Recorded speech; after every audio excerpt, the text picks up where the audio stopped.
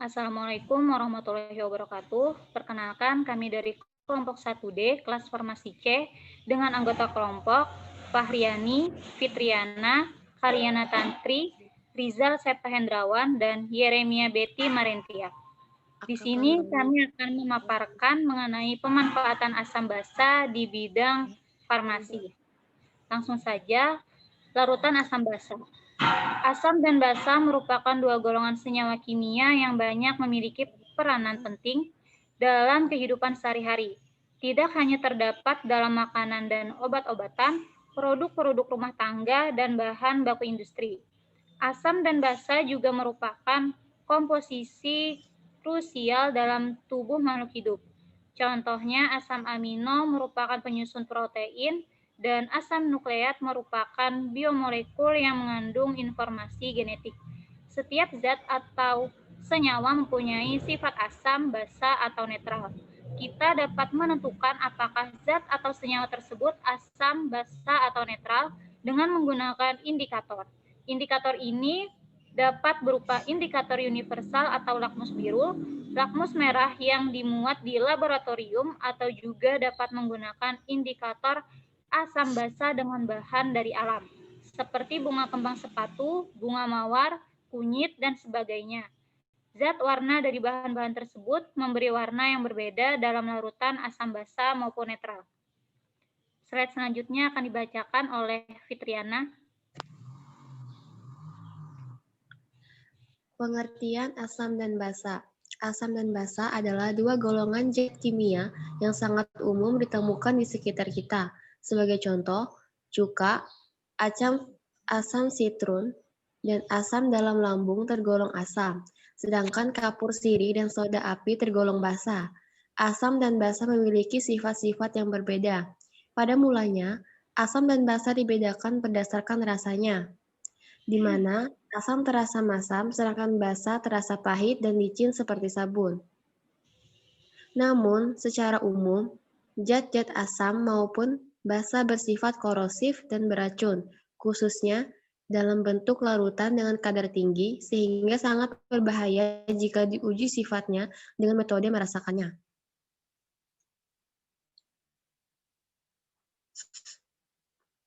Next.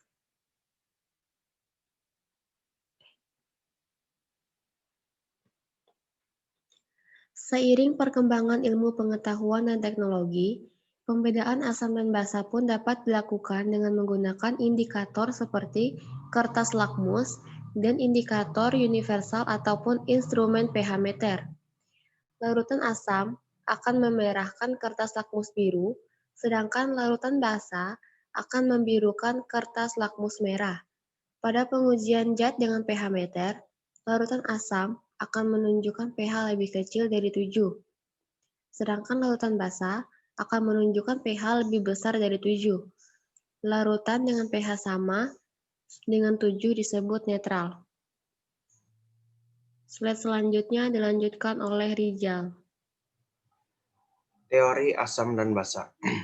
Asam merupakan zat yang memiliki sifat-sifat yang spesifik, misalnya memiliki rasa asam, dapat merusak permukaan logam, juga lantai, marmer, atau biasa disebut korosif.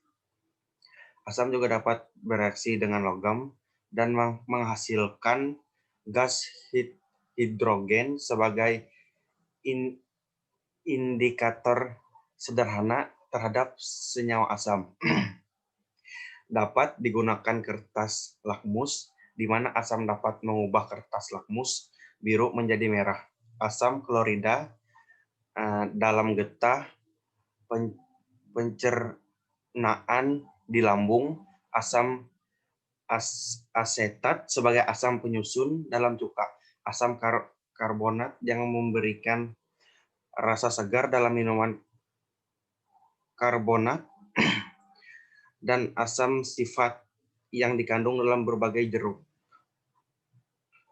Basa merupakan zat yang memiliki sifat-sifat spesifik seperti lilin jika mengenai kulit,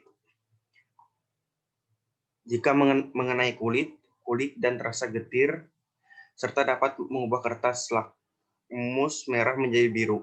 Banyak orang mengenali bau rangsang yang kuat dari basa amonia lazim digunakan dalam bentuk larutan air dan sebagai cairan pembersih sebagai pemati hama. Teori Arrhenius. Menurut Arrhenius 1948, asam adalah zat yang melepaskan ion H+ atau H30+ dalam air. Sedangkan basa adalah senyawa yang melepaskan ion OH- dalam air. Bila asam dan basa direaksikan, maka produk yang akan terbentuk adalah senyawa netral yang disebut garam dan air. Reaksi ini disebut sebagai reaksi pembentuk garam atau reaksi penetralan yang akan mengurangi ion H+ dan OH- serta menghilangkan sifat asam dan basa dalam larutan secara bersamaan. Jika asam yang bereaksi dengan basa adalah asam poliprotik, maka akan dihasilkan lebih dari satu jenis garam. Misalnya pada reaksi antar NaOH dengan H2SO4. Selanjutnya dibacakan oleh teman saya.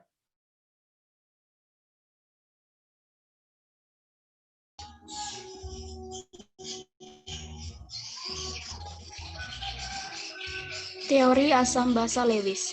Pada tahun 1923, J.N. Lewis mengemukakan teori asam basa yang lebih luas dibanding kedua teori sebelumnya, dengan menekankan pada pasangan elektron yang berkaitan dengan struktur dan ikatan. Menurut definisi asam basa Lewis, 1. Asam adalah akseptor pasangan elektron. 2. Basa adalah donor pasangan elektron.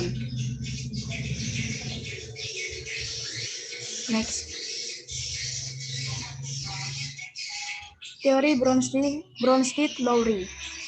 Teori Bronsted-Lowry adalah teori mengenai asam basa yang digagaskan oleh Johannes Nicolaus Bronsted dan Thomas Martin Lowry pada tahun 1923 secara terpisah.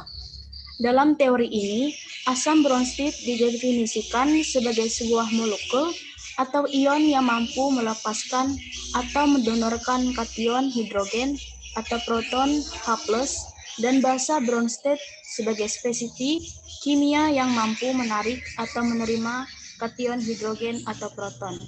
Slide selanjutnya akan dipaparkan oleh Kaliana.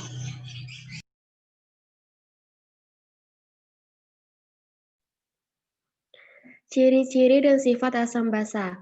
Sifat asam mempunyai rasa asam, mengubah lakmus biru menjadi merah, bersifat korosif, dapat melarutkan berbagai logam, dapat melarutkan batu kapur, menghasilkan gas karbon dioksida. Ciri-ciri asam. 1. Rasa masam jika dicicipi. Jangan menguji asam kuat dengan mencicipinya. 2. Derajat keasaman lebih kecil dari 7 pH. 3. Terasa menyengat jika disentuh, terutama asam kuat. 4. Reaksi dengan logam bersifat korosif, menyebabkan karat, dapat pula merusak jaringan kulit atau iritasi, dan melubangi benda yang terbuat dari kayu atau kertas jika konsentrasinya tinggi. 5. Merupakan larutan elektrolit sehingga dapat menghantarkan arus listrik.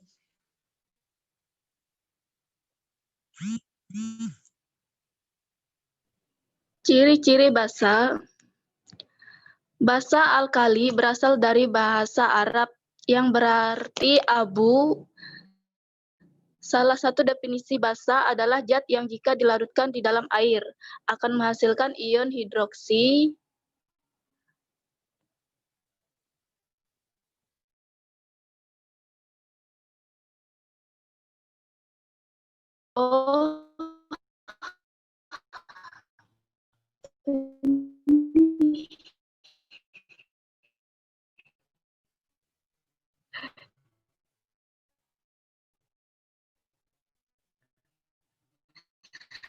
secara umum basa pakisal pada pH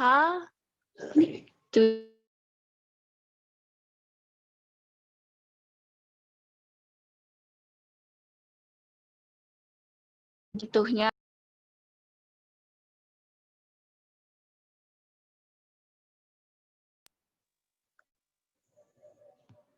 Kulit jika kadar basanya tinggi. 6. Dapat mengemulsi minyak.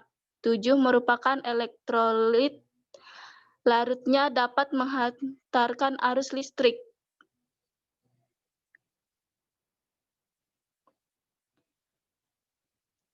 Sifat basa. 1. Beberapa sifat basa sebagai berikut. Rasa pahit, mengubah lakmus merah menjadi biru, bereaksi dengan lemak membentuk sabun, menetralkan sifat asam, bersifat korosif, khususnya basa kuat. Basa dalam kehidupan sehari-hari. Soda api, natrium hidroksida, NaOH, berfungsi untuk melarutkan lemak dan minyak, membersihkan oven, menghancurkan selulus, kalsium hidroksida atau kapur, CaOH, amonia, larutan NH3 digunakan secara pembersih kaca. Manfaat asam basa di bidang farmasi. Contoh manfaat asam basa di bidang farmasi salah satunya yaitu pada obat MAH. Jika kita mempunyai penyakit MAH, tentunya kita memiliki obat untuk pereda sakitnya. Obat yang sering digunakan dalam penyakit MAH yaitu Milanta, Promah, dan antisida.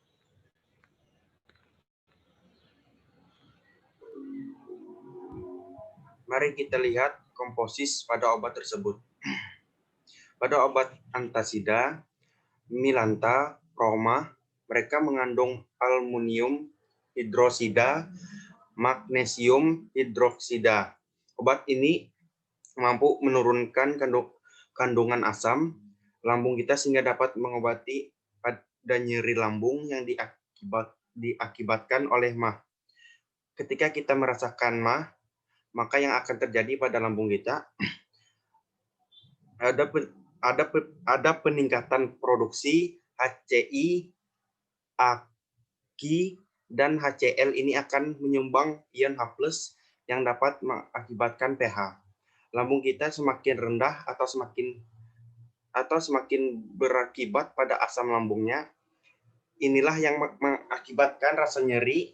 Pengobatan yang dapat dilakukan kita dapat mengonsumsi obat Milanta karena sudah diketahui bahwa obat Milanta mengandung magnesium hidroksida yang memiliki magnesium klorida sehingga ia mampu menetralkan asam lambung. Asam lambung kita akan menghasilkan suatu senyawa asam, sedangkan obat-obat MAH itu memiliki magnesium hidroksida di dalamnya merupakan komponen senyawa basa. Ketika asam bertemu suatu basa, maka akan terjadi proses asam basa sehingga kondisi lambung akan membaik dengan penurunan kadar asam klorida atau penurunan keasaman keasaman dalam lambung. Maka akan terbentuk garam, magnesium, klorida, dan air. Jadi untuk pengobatan MAH kita melibatkan adanya reaksi asam basa. Selanjutnya dibacakan oleh teman saya.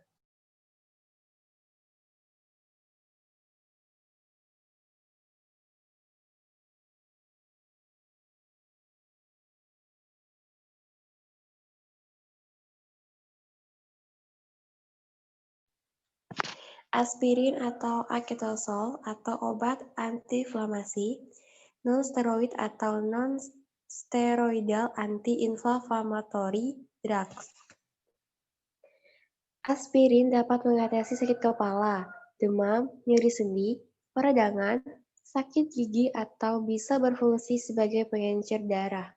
Aspirin dikenal juga sebagai asam asetil salisilat Ia diproduksi dari suatu senyawa asam salisilat dengan suatu anhidrat asetat, kemudian menghasilkan asetil salisilat. Reaksi ini terjadi karena ada peristiwa reaksi asam basa.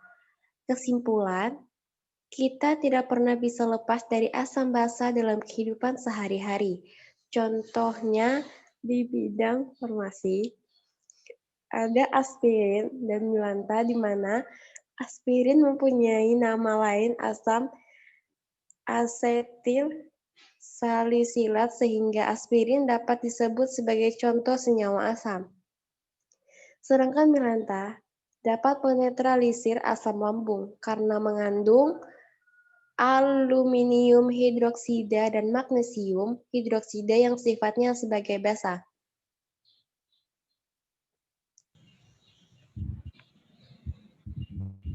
Baik, mungkin itu saja pemaparan dan pembahasan materi yang dapat kami sampaikan. Kurang lebihnya kami mohon maaf. Wassalamualaikum warahmatullahi wabarakatuh. Waalaikumsalam warahmatullahi wabarakatuh.